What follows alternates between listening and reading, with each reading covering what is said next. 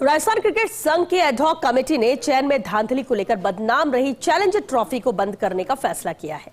अब challenger trophy की जगह जिलों की होने वाली प्रतियोगिता के आधार पर ही राजस्थान के खिलाड़ियों का चयन होगा। आरसीए एडहॉक कमेटी के सदस्य अरिष्ट सिंघवी को प्रदेश में क्रिकेट संचालन का जिम्मा मिला है। इस जिम्मेदारी के बाद अरिष्ट ने कई अहम फैसले किए हैं। ये रिपोर्ट देखिए।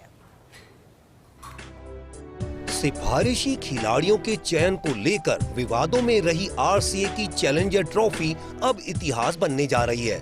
अब तक चैलेंजर ट्रॉफी में महज 3 मैच खिलाकर खिलाड़ियों का चयन कर लिया जाता था। आरोप लगते रहे कि जिले की टीम में जगह नहीं बनाने वाले खिलाड़ी भी चयनकर्ताओं और पदाधिकारियों की मेहरबानी से सीधे चैलेंजर ट्रॉफी खेल लेते थे और फिर राज्य टीम तक पहुंच जाते थे। लेकिन अब एडहॉक कमेटी ने इस व्यवस्था को बदलने का फैसला किया है। राजस्थान के पूर्व रणजी खिलाड़ी और एडहॉक कमेटी सदस्य अरिष्ट सिंघवी ने घरेलू क्रिकेट का नया फॉर्मेट तैयार किया है। इसके तहत क्रिकेट गतिविधियां अब सिर्फ जयपुर तक सीमित नहीं रहेंगी, बल्कि जिलों में भी बड़े स्तर पर मुकाबले आयोजित किए जाएंगे। नई व्यवस्था के तहत टीमों को फिर से एलीट और प्लेट ग्रुप में बांटा जाएगा। 2 एलीट ग्रुप में 7-7 टीमें होंगी, जबकि कमजोर प्रदर्शन करने वाली टीमों को 3 प्लेट ग्रुप में रखा जाएगा। इससे खिलाड़ियों को ज्यादा मुकाबले खेलने का मौका मिलेगा। लीग स्तर पर ही एक टीम को 6 मैच खेलने को मिलेंगे और नॉकआउट या फाइनल तक पहुंचने पर मैचों की संख्या 10 तक हो सकती है।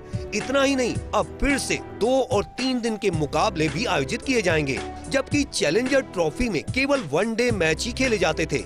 एडहॉक कमेटी कॉलविन चैंपियन और रेस्ट ऑफ राजस्थान टीम के बीच मुकाबले कराने की योजना भी बना रही है कि जो खिलाड़ी है उसको अपने जिले के लिए ज्यादा मौके मिले।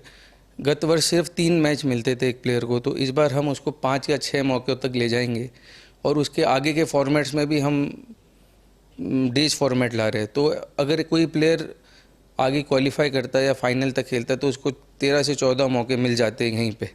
तो ये कम्पिटिटिव क्रिकेट होगी, हार जीत के लिए होगी, सबसे ज़रूरी जो चैलेंजर नहीं थी हार जीत के लिए। उसके अलावा पूरी एडहॉक कमेटी का यही मानना है कि जो टैलेंटेड प्लेयर्स है हर पूल में, उन पे स्पेसिफिक वो जो 40-50 बच्चों का जो पूल है उस पे हम अपनी एनर्जी और एफर्ट लगाए रादर देन एक बड़े उसके ऊपर। तो जो हमारे पास जो 40-50 बच्चों का पूल आएगा उन्हीं के ऊपर हमारा सारा एफर्ट, हमारे सारे कोचेज लगेंगे, जिससे राजस्थान इस बार कुछ राष्ट्रीय प्रतियोगिता जीते। आरसीए में चयनकर्ता भी विवादों में रहते हैं और उन पर सिफारिशी चयन के आरोप लगते रहे हैं। कई बार बिना योग्यता वाले को भी चयनित कर लिया जाता है। निजी एकेडमी चलाने वाले पूर्व क्रिकेटर भी चयन समिति का हिस्सा बन जाते हैं और फिर उनकी एकेडमी से ज्यादा खिलाड़ी चयनित हो जाते हैं। कई बार ऐसा भी हुआ है कि बीसीसीआई की गाइडलाइन से अलग चयनकर्ता नियुक्त कर दिए गए। लेकिन अब एडहॉक कमेटी ने पारदर्शी तरीके से चयन समितियां बनाने का दावा किया है। चयन कमेटी 2026-27 के लिए आवेदन आमंत्रित कर लिए गए हैं। सीनियर पुरुष चयनकर्ता के लिए कम से कम 10 फर्स्ट क्लास मैच खेलने का अनुभव जरूरी है, तो जूनियर पुरुष चयनकर्ता के लिए कम से कम 5 फर्स्ट क्लास मैच खेलने का अनुभव जरूरी होगा। महिला चयनकर्ता के लिए राजस्थान वीमेन टीम का प्रतिनिधित्व जरूरी होगा।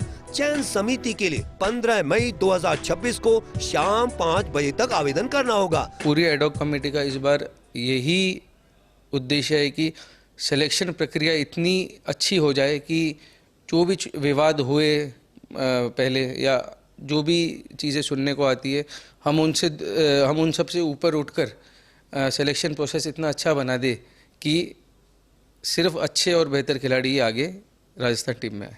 ऐसे में आरसीए की एडहॉक कमेटी का दावा है कि इस बार चयन पूरी तरह से पारदर्शी होगा और चयनकर्ताओं को भी उनकी योग्यता के अनुरूप ही चयनित किया जाएगा।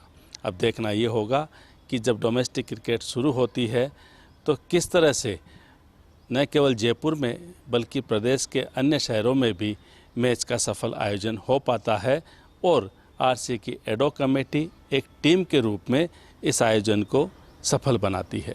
कैमरामैन यासिन के साथ Naresh Sharma, first India news, Jaipur.